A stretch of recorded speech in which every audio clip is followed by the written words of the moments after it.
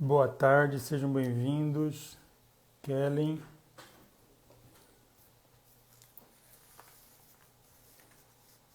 Vamos fazer um bate-papo aqui hoje sobre direito previdenciário pós-reforma. Quem vai ser o nosso professor é o Diego Cheruli,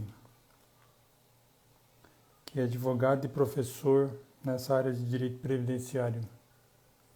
Estamos aguardando sua chegada aqui para a gente começar o nosso bate-papo sobre as mudanças do direito previdenciário, que é o direito do momento.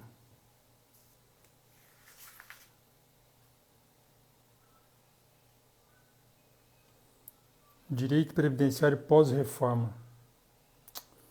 Vou tentar colocar aqui no...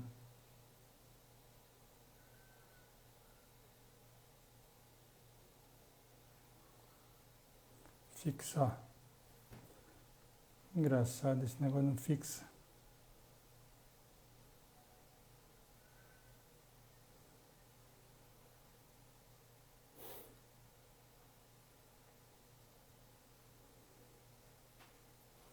O professor já está chegando. Carolzinha, puder dar um toque nele para ele entrar logo. Agradeço. Direito previdenciário pós-reforma. Muitas mudanças, muitas alterações aí na legislação tributária, impactando diretamente os procedimentos, a orientação aos clientes. Então vamos trazer um professor especialista aí para falar sobre o assunto de suma importância. Sejam todos bem-vindos. Logo, logo iniciaremos nossa live.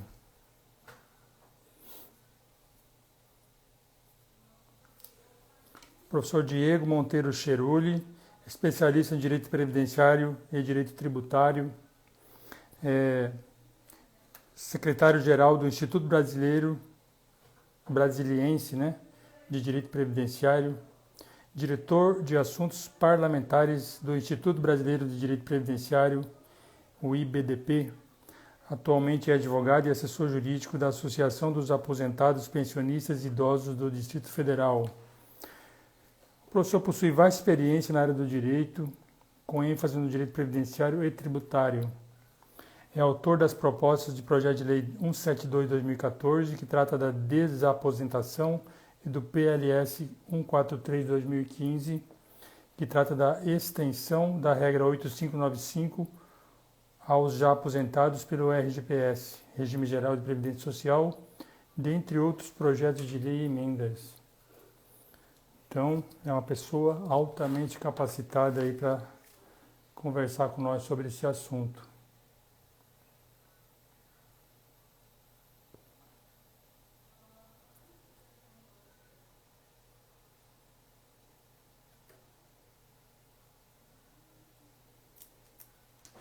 Aguardando o professor chegar.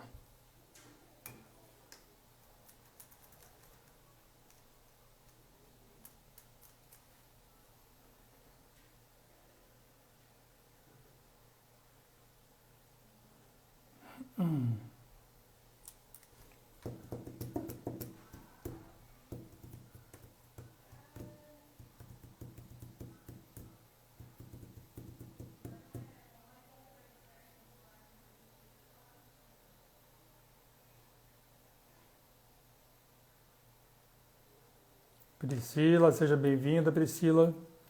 Vamos ter um tema aqui hoje, um debate sobre direito previdenciário pós-reforma. Aguardando o professor chegar aqui.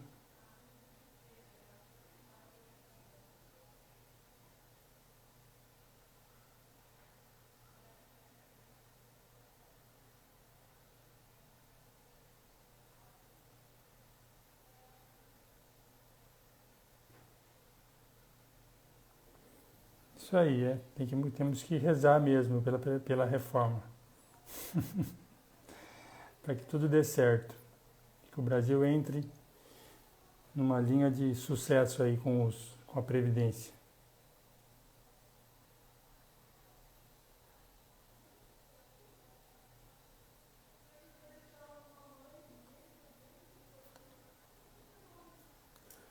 O meu... Não sei o que tem no meu Instagram, que ele não deixa eu colocar o tema aqui. Não consigo entender isso. Não sei se é o meu celular, o que é. Mas o tema dado do debate hoje é direito previdenciário pós-reforma.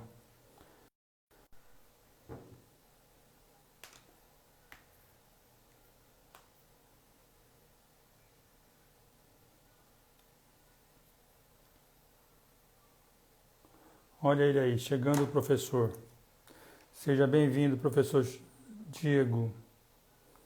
Só pedir para mim te autorizar aí. Ótimo.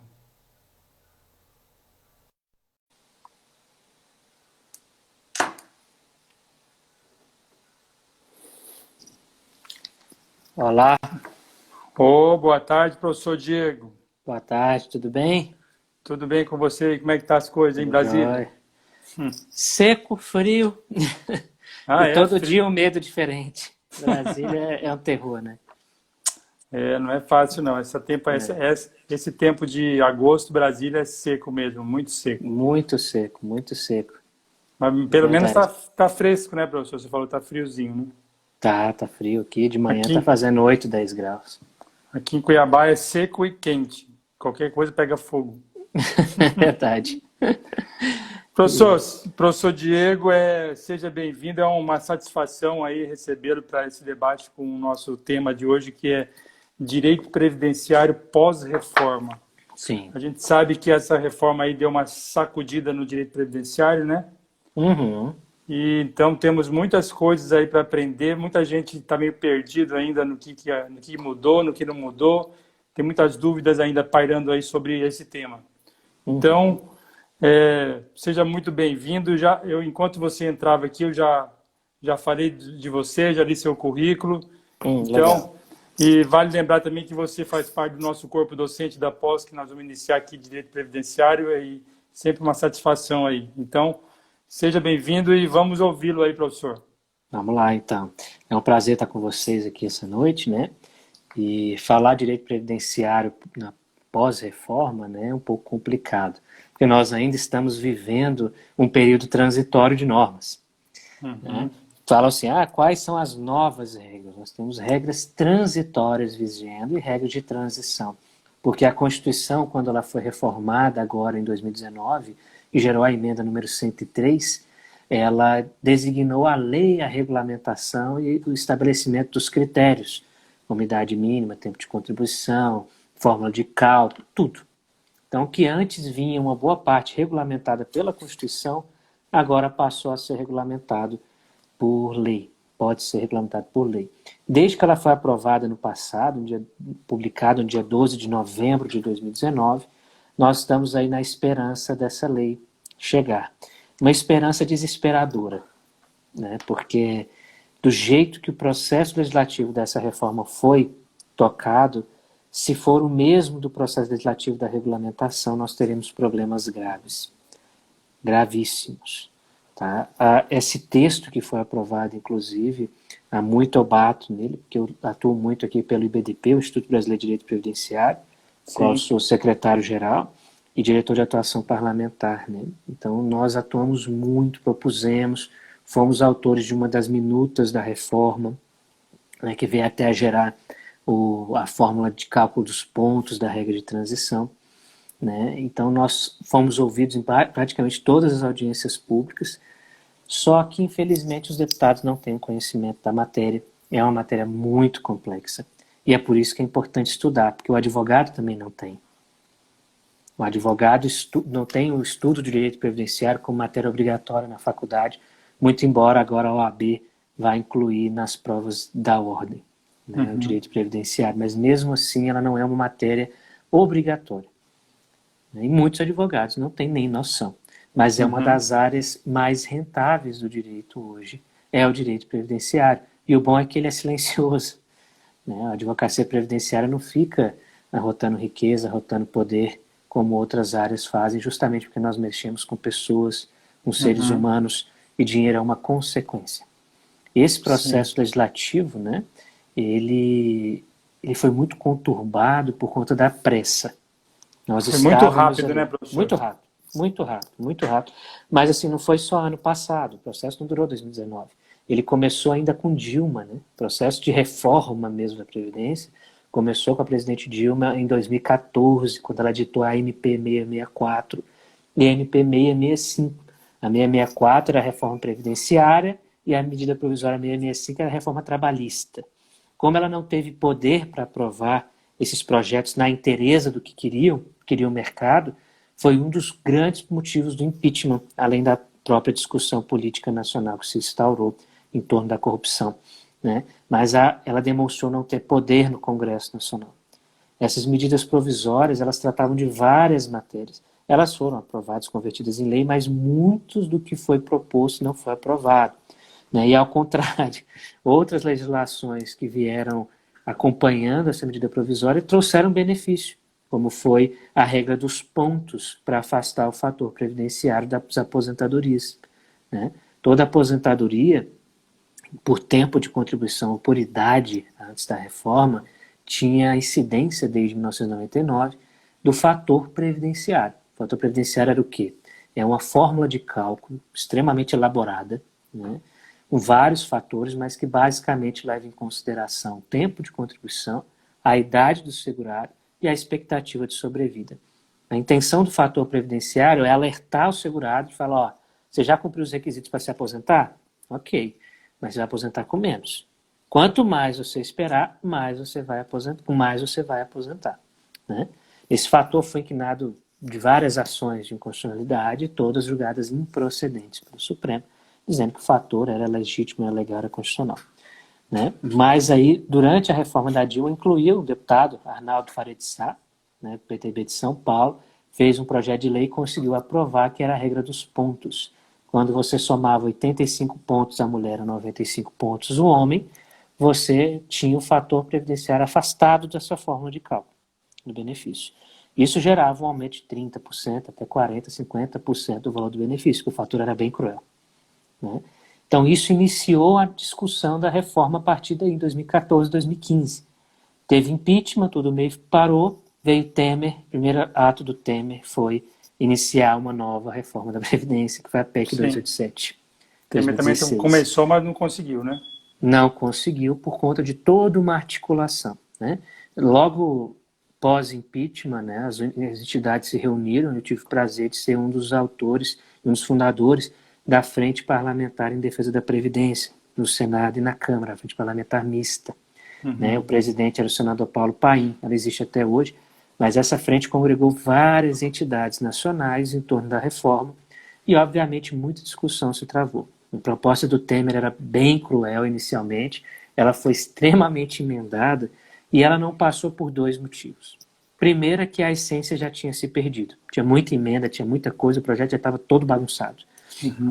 Segundo, que o Temer decretou a intervenção federal no Rio de Janeiro, na época. Não sei se vocês lembram disso. Eu lembro disso. E aí o Temeroso, né, como era apelidado na época, com essa intervenção federal ele não podia tocar o processo legislativo de emenda constitucional, por força do artigo 60. Por que eu estou contando essa história? Porque o direito previdenciário, quando nós falamos ele, em especial pós-reforma, nós temos que compreender que ele não é uma área simples do direito. Ele é uma área que envolve direito constitucional ao mais alto nível, né, envolve tribunais superiores constantemente e é uma área do direito altamente complexa. Porém, não é nenhum bicho de 7 cabeças. Basta só ter estudo. Né? Sim. Então, ainda durante a reforma do Temer, meu co-escritório foi contratado por alguns deputados e senadores para ingressar com mandado de segurança, para interromper o processo legislativo. Né? Então, tudo culminou com o Eunício Oliveira, o então presidente do Senado e presidente do Congresso, suspendendo a reforma do Temer. Veio eleições, Temer saiu e a PEC não passou. Né? Bolsonaro foi eleito, então. O primeiro ato do Bolsonaro foi mandar o projeto de reforma. Mas ele já tinha esse projeto pronto, professor? Não tinha. Ele construiu ali naqueles 2, 3 meses? Ela foi construída na transição. No governo de transição. Todo governo, quando é eleito, né, que há uma troca de poder, não quando há reeleição, né, ele passa por uma transição. Aqui em Brasília, essa transição funcionou num lugar chamado CCBB, que é um lugar do Banco do Brasil, um prédio de eventos que o Banco do Brasil tem. Então, o governo provisório se instala lá e em janeiro ele toma posse. 1º de janeiro ele toma posse. Foi neste governo de transição que as propostas foram enviadas. E esta proposta da reforma, que foi enviada pelo Bolsonaro, uma boa parte dela, uma boa essência dela, era o que já estava em discussão da proposta do Temer. Só que, por algum motivo, eles pioraram muito ela. Né? O Paulo Guedes mandou ela com proposta de capitalização, né? Que ele não desistiu, que é um dos nossos medos agora com a regulamentação. Ele quer fazer a capitalização do regime geral de previdência, que é administrado pela autarquia INSS. Né? Então, o projeto, qual é a diferença de capitalização para o atual regime da Previdência? O regime da Previdência é um regime de repartição simples. O antagônico da repartição simples é a capitalização. Qual que é a diferença? Solidariedade. No regime de repartição simples, eu tenho solidariedade. Eu pago não para formar uma poupança individual. Eu pago para formar um fundo coletivo que vai atingir toda uma coletividade. Não por menos que a Previdência Social faz parte da Seguridade Social, que integra a ordem social do Estado. A Seguridade Social é a primeira atividade do Estado, lá no artigo 193, 194 da Constituição, que faz parte do título 8, que é o título da ordem social. E integra 3 áreas: previdência, assistência e saúde. Então, olha a importância da Previdência no Estado. Ele é um dos meios de manutenção da ordem interna do país. E sem ordem, como diz nossa bandeira, não há progresso. Né? Então, olha a importância. Né? Ninguém pensa nessa ligação da Previdência, das políticas de seguridade social no país. Acha-se que a Previdência é despesa, e foi nessa linha que veio o projeto do governo. O ministro Paulo Guedes mandou essa proposta ali, uma das propostas foi minha, né, que eu auxiliei no gabinete do general Mourão na época. Então, para deixar claro, eu não sou de partido nenhum, fui convidado como técnico. Tá? Então, durante o governo de transição, nós apresentamos uma proposta para o gabinete do general Mourão, junto com outros especialistas, né? O Marcelo Bórcio, que é o atual presidente do Conselho de Recursos do Seguro Social. Então, nós fizemos essa proposta, a AGU, junto com outros órgãos internos do governo, meio que despedaçaram ela toda. Umas partes foram aproveitadas, outras não. Né? E aí, durante esse período, o Paulo Guedes mandou essa proposta de capitalização. Qual que é a diferença, então, da capitalização para a repartição simples? Repartição simples já expliquei, é um fundo coletivo solidário. A capitalização, por outro lado, é um regime unitário, solitário. Ao invés de ser solidário, ele é solitário, ele é individual. Cada um cria o seu, né? Cada um cria o seu. Inclusive, o texto do governo, do Ministério da Economia, vinha com a poupança e a conta individualizada. Né? Então, cada um ia botar a sua contribuição ali no final da vida. Se tivesse dinheiro, você recebia. Se não tivesse... Né? Então, esse é um problema, porque se falando de proteção pública, de previdência social, de um instrumento tão importante para manter toda a ordem, nós não podemos deixar Deus dará a decisão de economizar ou não, e até mesmo a administração desses recursos. Então, sempre foi defendido que a previdência pública obrigatória e geral, que é o regime geral INSS, e os regimes próprios dos servidores fossem públicos de caráter solidário no regime de repartição simples. E isso conseguimos. Né? A proposta do governo foi a primeira coisa a ser excluída, ainda na primeira comissão, que era a CCJ, a primeira coisa a ser excluída foi essa questão da capitalização. Depois de muita discussão no Congresso Nacional, veio o texto final, né, que do Congresso da Câmara, ele começa na Câmara, da Câmara vai para a CCJ, da CCJ cria uma comissão especial.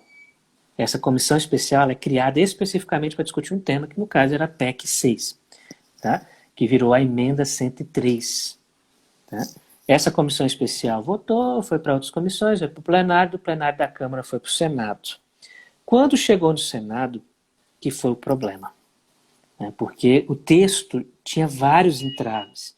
E ele foi aprovado, e vários erros grosseiros. E ele foi aprovado na Câmara no supetão, na correria. Precisamos fazer isso agora.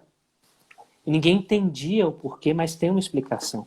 Essa correria surgiu porque o governo, todo governo, quando assume, ele executa o primeiro ano dele o orçamento do governo anterior. Então a preocupação do ministro Paulo Guedes era o quê? Eu preciso aprovar a reforma desse ano porque o meu orçamento, que começava esse ano, 2020, ele está prevendo isso. Se eu não conseguir aprovar, meu orçamento vai bagunçar. Entendeu? Meu plano de governo vai bagunçar. Então, o Paulo Guedes fez essa pressão, o Congresso aceitou, que não teve essa pressão com o Temer, por exemplo, porque o Temer veio no impeachment, né? Então ele só cumpriu o mandato. Também, né? Estava saindo, então foi cumprir o mandato, terminar de cumprir, né? Então, não teve essa mesma pressão importante que o Paulo Guedes impôs. Então, a Câmara aprovou um projeto muito cheio de falhas. Foi para o Senado. O Senado é a casa revisora do Congresso Nacional, né, por determinação constitucional. Então, o que a casa revisora faz? Lê, se tiver de erro, ele revisa. Só que quando ele faz isso, quando ele altera uma norma, esse projeto tem que voltar para a Câmara. É o que a gente chama de sistema bicameral puro do processo legislativo. Se uma casa manda um texto, a outra altera, ele volta para ver se a outra casa concorda. Porque como se trata de uma emenda constitucional, não posso ter divergência dos representantes democráticos. Eles têm que estar de acordo. Só tem um texto fechado se todo mundo estiver de acordo. E isso meio que foi deturpado, porque no Senado tinham vários erros que não foram corrigidos. Tiveram propostas de emendas que foram aceitas que alteraram o texto, ele não voltou para a Câmara e culminou na aprovação de uma emenda constitucional pelo Congresso totalmente antagônica. Tá? Então, basicamente, as regras transitórias são quais? O que é uma regra transitória? É o que substitui a regra geral. Tudo anterior à emenda 103 de regras foi revogado naquilo que contraria a emenda 103. Então, antes da reforma da Previdência, né, antes da emenda 103, para o regime geral, por exemplo, eu não tinha idade mínima. Eu tinha as espécies de aposentadorias e tinha aposentadoria por tempo. Aposentadoria por tempo só exigia tempo de contribuição. O homem 35, a mulher 30 com fator. Se você completar os pontos, o ponto é a soma da idade com o tempo de contribuição, eu te afasto o fator. Essa era a regra anterior. Na regra nova, eu tenho idade mínima para todas as espécies, menos as por incapacidade. Que até a aposentadoria especial tem idade mínima. Foi uma das discussões. O que é a aposentadoria especial? Aquela aposentadoria destinada a pessoas que trabalham em áreas insalubres, perigosas, penosas. Então, elas trabalham menos tempo nessa área, porque quanto mais tempo ela trabalha e quanto mais velha ela fica, maior o risco dessas pessoas sofrerem um acidente do trabalho, ficarem incapazes, etc, etc, etc. Né? Por isso que ela não combina com a idade mínima. Porque se eu ponho uma idade mínima muito elevada, eu já estou submetendo aquele segurado ao risco. E é o caso que aconteceu com as aposentadorias especiais. Hoje, a regra é de 60 anos para aposentadoria, que exige 25 anos de contribuição. Né? Especial. Especial. E você tem outro questionamento, né? A aposentadoria especial do mineiro de subsolo, que é a pior que tem, você só precisa de 15 anos de contribuição como mineiro de subsolo para se aposentar. Ela é muito, muito, muito, muito nociva à saúde. Botaram uma idade mínima de 48 anos. Então, se você considera que esse segurado começou a trabalhar aos 20, como mineiro de subsolo trabalhou 15, ele tem 35, ele tem que esperar até os 48. A empresa não vai manter ele no emprego. Ele vai aposentar com menos. Ele não vai aposentar. Não vai aposentar. Ele vai ter que esperar os 48 anos para se aposentar. Vai ter que arrumar outro trabalho. Mas aí, se ele arrumar outro trabalho, ele desqualifica esse tempo como mineiro de subsolo. Aí ele vai ter que trabalhar, acumular os 35 anos. Então, veja que tem uma falha aí no meio, né? É muita falha. Isso é uma das. Né? Outras falhas. No regime próprio, você tem no cálculo do benefício, tanto no regime próprio quanto no regime geral, está tudo muito igual. Regime próprio é dos servidores, regime geral é INSS. Né? As regras transitórias são basicamente as mesmas. O que muda é no cálculo. O cálculo agora ele não é mais a média dos 80% maiores salários de contribuição, como era antes. Eu pegava de julho de 94 até a data da aposentadoria todas as contribuições, tirava 20% das menores e fazia uma média. Isso é o que a gente chama de salário de benefício, que é o valor básico para começar a conversar sobre qual vai ser a renda da aposentadoria.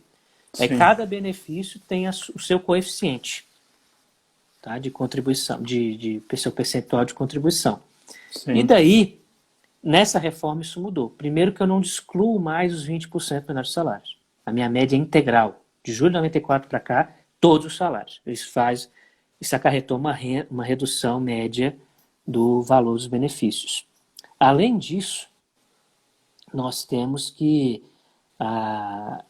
um outro índice de proporcionalidade geral. O benefício ele é calculado agora com a base de 60% dessa média, mais 2% a cada ano, que supera 20 anos de contribuição para o homem, ou 15 anos de contribuição para a mulher no regime geral.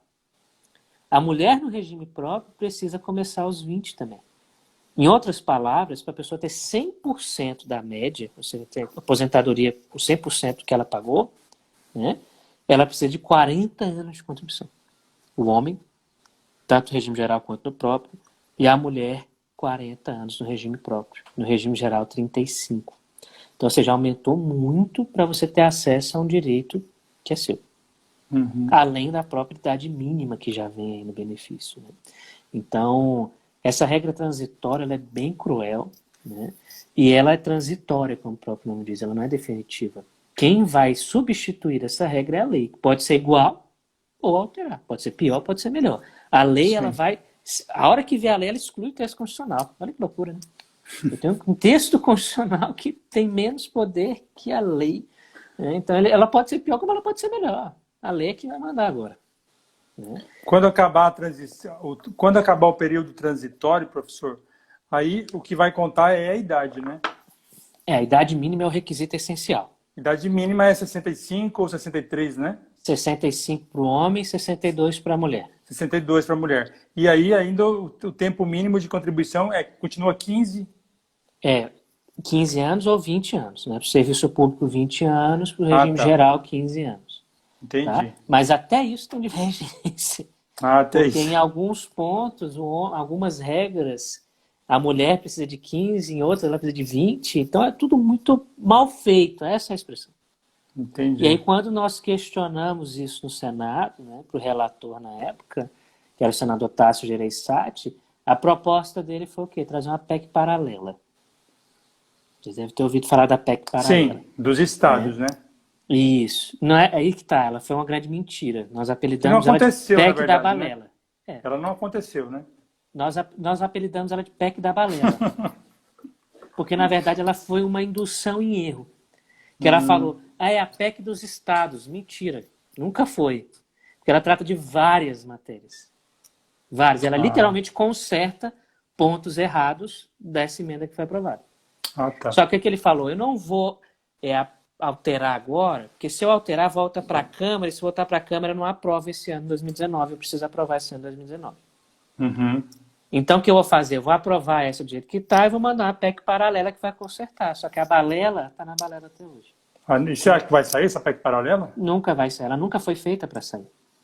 Mas vai ter que sair alguma coisa para corrigir essas distorções ou não vai sair também? É isso que encanta, é isso que encanta. O Estado ele deveria ser efetivo. E efetividade demanda uma norma segura. Essa norma, como várias que o Estado proporciona, gera judicialização. Aí então, vai abarrotar o judiciário. Vai abarrotar o judiciário. Então, nós sempre falamos disso. Né? Mesmo enquanto advogados, não é interessante isso. Porque um texto legal, constitucional mal feito, é uma maravilha, porque eu vou ter um monte de ações, mas você não tem noção se essas ações vão reverter em favor do seu cliente. Sim. Você vai ficar na insegurança jurídica durante vários e vários e vários anos. E a insegurança jurídica é prejuízo para o advogado. Porque se você vai confiar em aplicar recursos, materiais, tempo, numa ação judicial que amanhã o Supremo caça, como ele fez milhares de vezes, isso é um investimento muito ruim. Isso vai te quebrar. Mas tem muito escritório que fala, nossa, ótimo, que vai ter o advogado é uma maravilha. Não, não é. Maravilha para o advogado é um texto reto. Um texto bem feito, bem interpretado, bem escrito. Texto confuso como é esse gera problema. Um outro problema da reforma do texto é com relação ao servidor com deficiência. O servidor público com deficiência, desde 88 já existia a previsão de que ele teria uma proteção especial, que ia ser regulamentada por lei. Essa lei nunca veio. Agora, durante a reforma, nós conseguimos trazer as regras do regime geral de concessão do benefício para o servidor. o que foi ótimo. Mas a emenda que nós apresentamos tinha um artigo que falava: o cálculo não vai ficar limitado ao teto do regime geral, porque o servidor, todo mundo sabe que muitos ganham mais do que o regime geral. Então, o cálculo não vai ficar limitado ao teto do regime geral, que hoje é de 6.101. Só que isso atropelou, passou. Hoje, o servidor com deficiência que aderir a essa modalidade de aposentadoria, ele vai ficar com a aposentadoria de, no máximo, R$ 6.000. Em outras palavras, ele não vai usar. Entendi. O direito constitucional que lhe foi garantido. Se ele ganha 20, no meu caso aqui de Brasília, os procuradores, cargos altos, cargos do Senado, tal, 20, 30 mil reais, você acha que ele vai aposentar com 6? Não vai. Ele vai esperar para se aposentar na regra normal. Isso foi um erro. E eles falaram que isso estava errado. Sim, isso está errado. A gente sabe que está errado, nós vamos consertar na PEC paralela. Não tinha tempo, tinha que aprovar de qualquer jeito. Na verdade, o tempo existia. O tempo existia. Não tem nada que obrigasse o legislativo a aprovar a emenda no ano de 2019. Absolutamente nada. O que existia era uma vontade particular. Uma vontade do governo, uma vontade do ministro da Economia. E que resultou nisso. Nós estamos hoje num pós-reforma de alta judicialização, de alta discussão e de aprimoramento técnico do direito previdenciário. Né? Quando aconteceu a reforma trabalhista, muitos advogados falaram que o direito do trabalho acabou. Né? Os reais especialistas de direito do trabalho falavam: não, ele não acabou, ele se aprimorou, porque vai selecionar o mercado e vai selecionar o cliente. O mesmo aconteceu com o direito previdenciário. Teve gente que até hoje fala: sai do direito previdenciário porque depois da reforma o direito previdenciário acabou. Acabou não. Pelo contrário, ele está num dos maiores auges que ele nunca teve. Né? É que eu avalio assim, a reforma previdenciária como houve a reforma do CPC há 5 anos atrás. Exatamente. É uma mudança quase que de conceito de tudo um pouco, né, Bruno? Exatamente, uma mudança geral. Mudou o conceito, mudou a interpretação, a hermenêutica das coisas. Assim, tem muita coisa nova que isso impacta no judiciário, isso impacta na doutrina, isso impacta em absolutamente tudo. Né? Então, o bom profissional que se especializar no direito previdenciário no pós-reforma vai ter um baita de um futuro para discutir, porque ele não vai acabar agora. Né? Como ele disse no início da live, nós temos uma pós-reforma em termos. Né? Porque nós ainda vamos passar pela segunda e mais difícil fase da reforma, que é a regulamentação por lei. Por que eu falo mais difícil? Porque é difícil do cidadão participar do processo legislativo. Né? É muito difícil. Assim, você ter contato com deputados, conseguir acessar um senador, botar a sua opinião, porque eles acham que sabe de tudo, no final não sabe de nada. Né? É difícil você fazer isso. Num processo de emenda, é muito mais difícil porque você é um processo mais demorado, um processo mais crítico, um processo mais discutido. Ele foi feito para não ser rápido. O de lei, não. De lei pode vir uma lei, uma semana ela está aprovada. E aí que mora o perigo.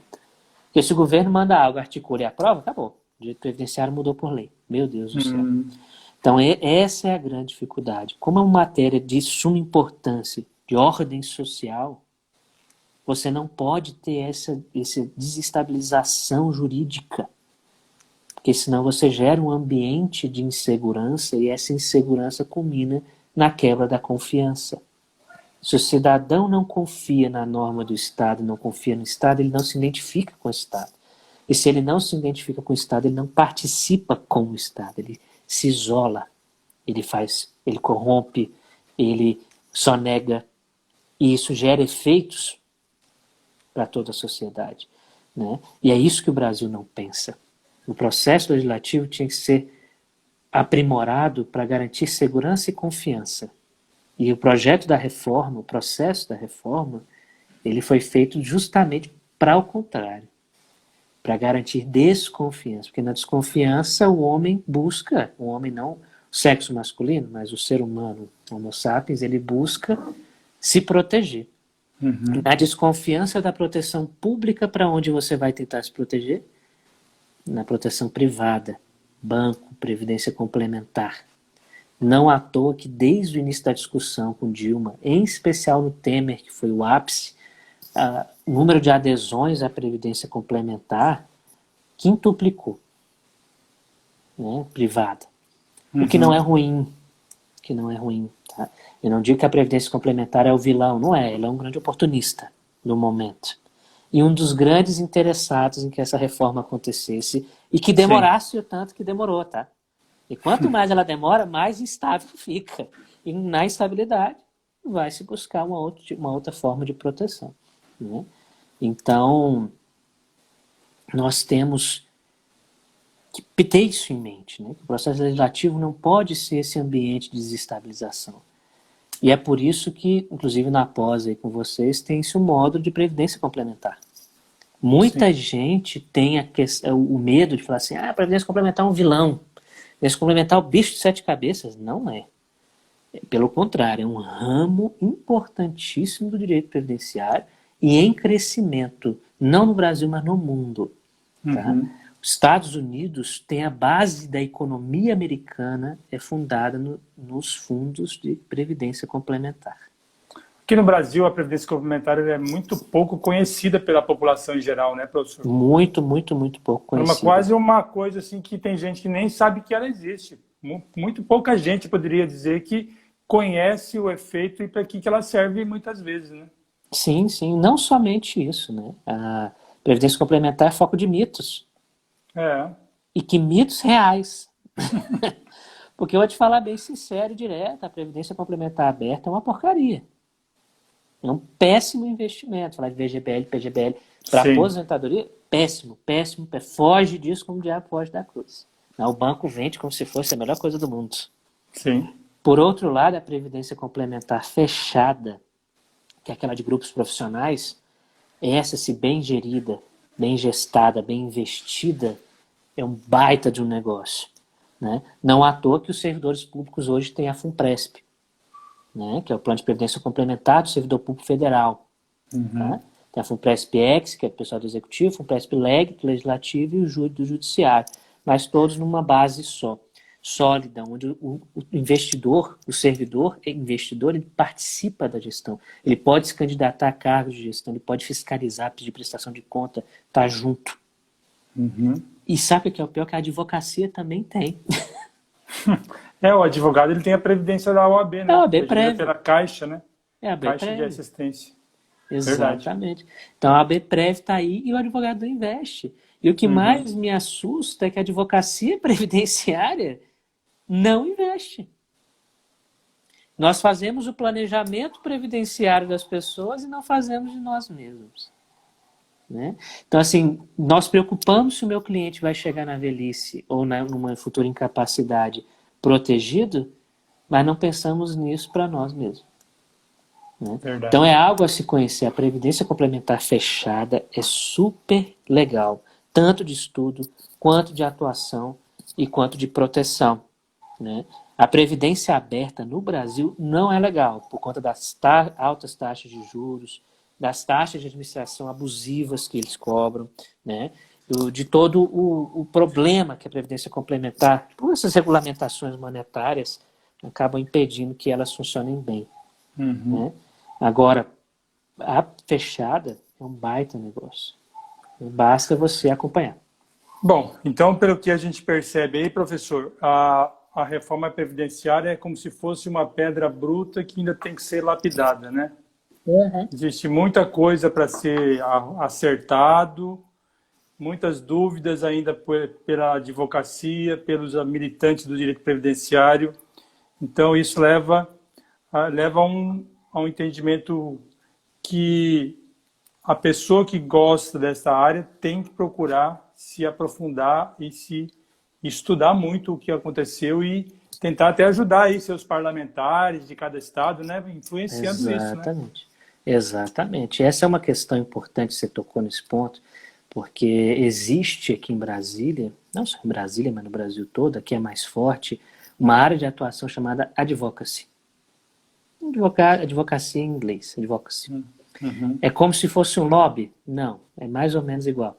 A diferença do lobby é que você tem um interesse particular por trás e você faz de tudo. Na advocacy, você defende como advogado, e não necessariamente precisa ser um advogado para isso, causas coletivas, e você vai lá pôr à disposição dos parlamentares o seu conhecimento, a sua expertise e a sua participação. Tá? Então, são profissionais que prestam serviço, que é o serviço do advocacy. Tá? Qual que é a importância do advocacy para a advocacia previdenciária? Né? Foi o advocacy que não permitiu que muitas coisas ruins fossem aprovadas.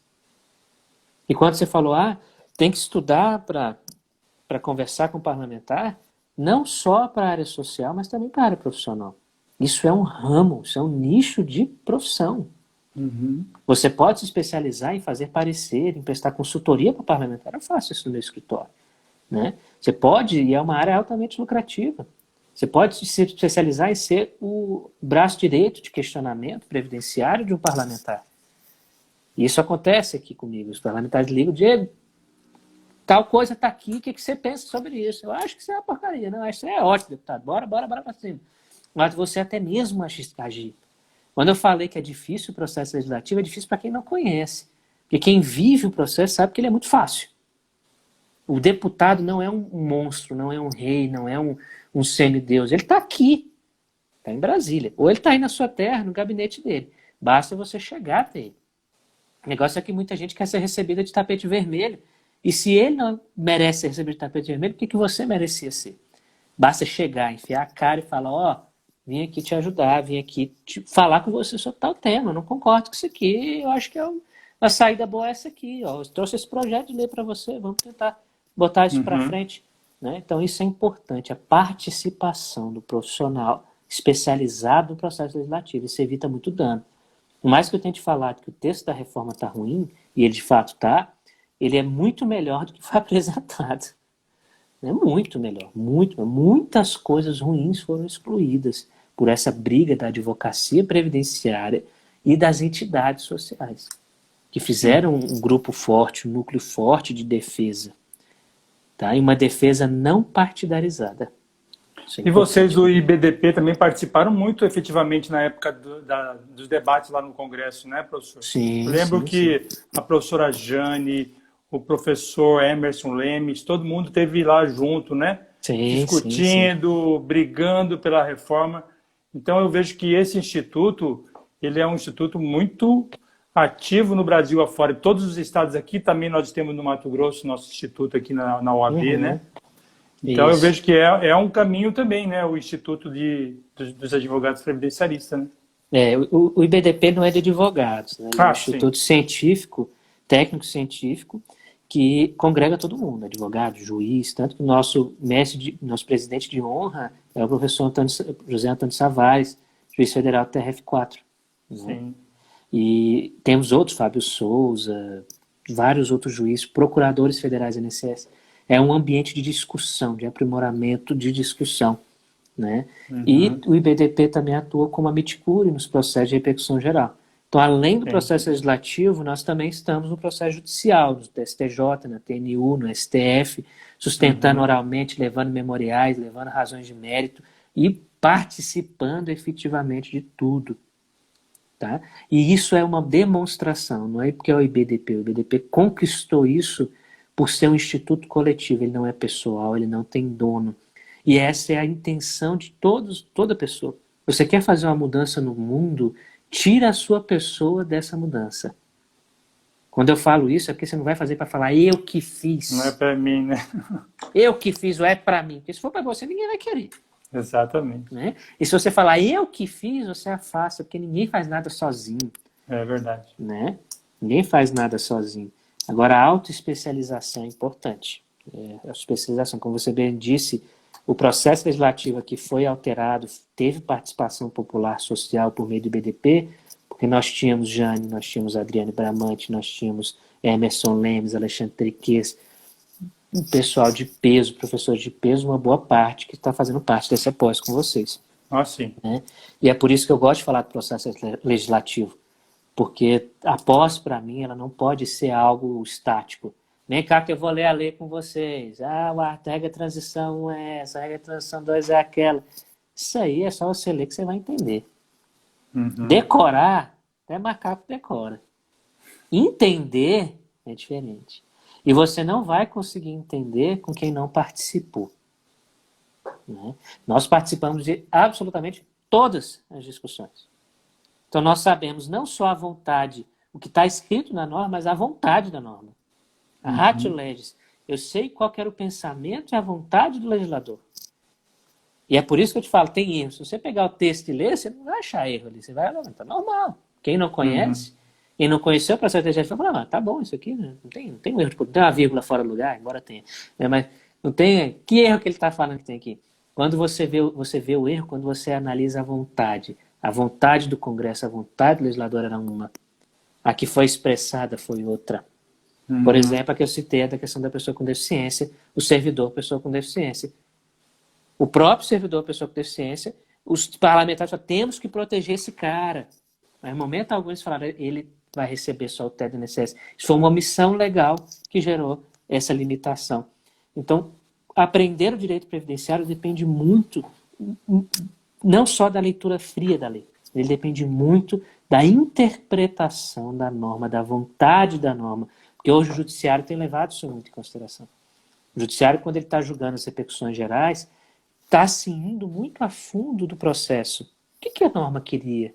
O que o deputado queria? O que o senador queria? O que o Congresso queria? Qual que era... O governo queria, né? O que queria o governo? Qual que era a vibe do momento, né? O que queria mudar ali? O que estava querendo? É verdade. Então é importante professor, participar. Eu acho assim, professor, você falou aí, tem toda a razão, a gente está no meio de um processo que precisa ser melhorado, estudado. Então, eu agradeço aí a sua participação, eu acho que o tema foi extremamente importante para quem tá estudando essa matéria, para quem quer estudar essa matéria, e nosso tempo está quase acabando, então eu gostaria de deixar aí para você fazer suas considerações finais, e depois... Se quiser falar também um pouco do nosso curso, que é a nossa pós, que você também faz parte do corpo docente. E aí a gente vai encerrando por hoje aqui. Claro, é um prazer, né, estar aqui com vocês hoje, foi um prazer. É sempre bom poder compartilhar um pouco da nossa vivência aqui. Eu acho que essa é a intenção da pós aí na TANI, né? A intenção é com professores que participam efetivamente da vida e da raiz do direito previdenciário, na sua concepção, na sua discussão, na sua votação. Né? Os professores estavam presentes, não são aventureiros, são pessoas que largam da sua própria vida para cuidar da vida dos outros.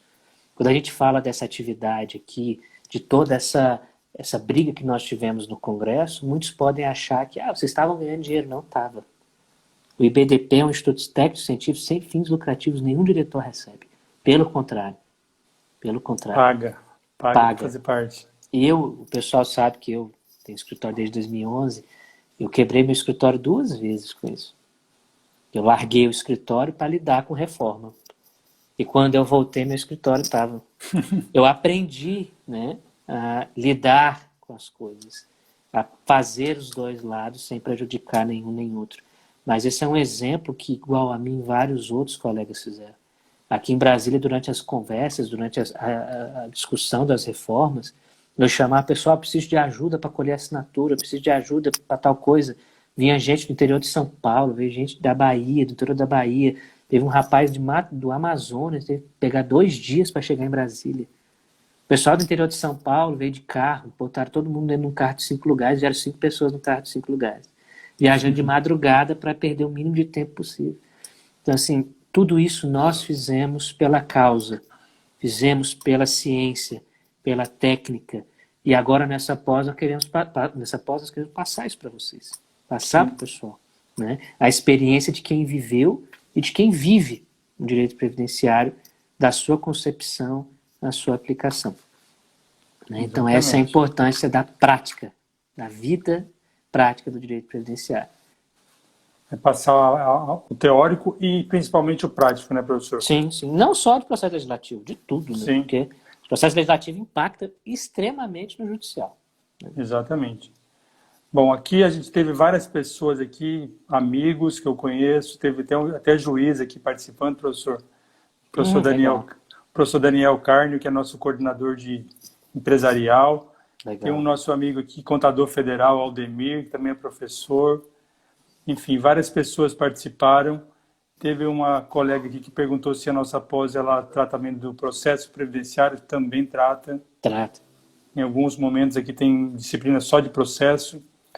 Tem Então, disciplina só de processo a fundo, né? Para sim, saber processo construir a administrativo. peça, Exatamente. tudo.